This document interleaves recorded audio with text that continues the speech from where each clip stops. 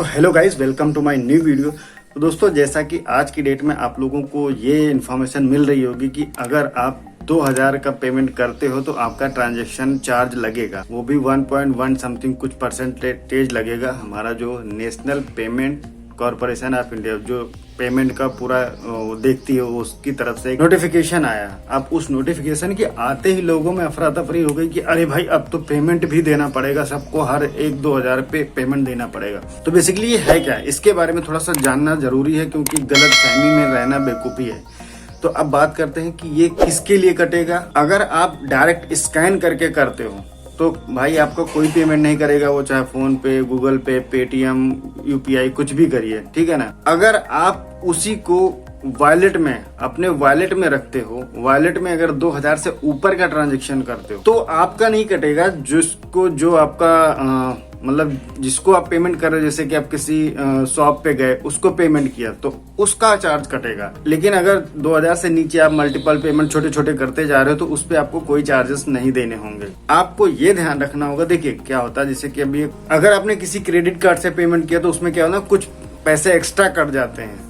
अगर किसी मर्चेंट को देते हो तो वो मर्चेंट बोलता है कि ऐसा करिए, आप मुझे जो एक्स्ट्रा है थोड़ा बहुत परसेंटेज एक्स्ट्रा लगा के दीजिएगा चार्जेस। तो ये हो सकता है कि मर्चेंट आपसे मांगे जब आप पेमेंट करते हो 2000 से ऊपर, कि जैसे उसका 1002 रुपए हुआ तो वो बोलेगा भाई 1 रुपए और बढ़ा के पेमेंट करो। तो ये हो सकता है, लेकिन जनरली देखते हैं ये क्या होता है, आगे कितना लागू होता है। ऐसा होता नहीं। अगर मर्चेंट चाहे या मना भी कर सकता है कि पेमेंट लेने से मना कर सकता है आपको। तो ये बेसिकली आम यूजर के ऊपर कोई प्रॉब्लम नहीं है। ये आप जो मर्चेंट होगा, जो व्यापारी होगा, उसके ऊपर प्रॉब्लम होने वाली, मतलब उसको पैसा मतलब कटेगा अगर 2000 से ऊपर आप पेमेंट करें, वो भी वॉलेट से।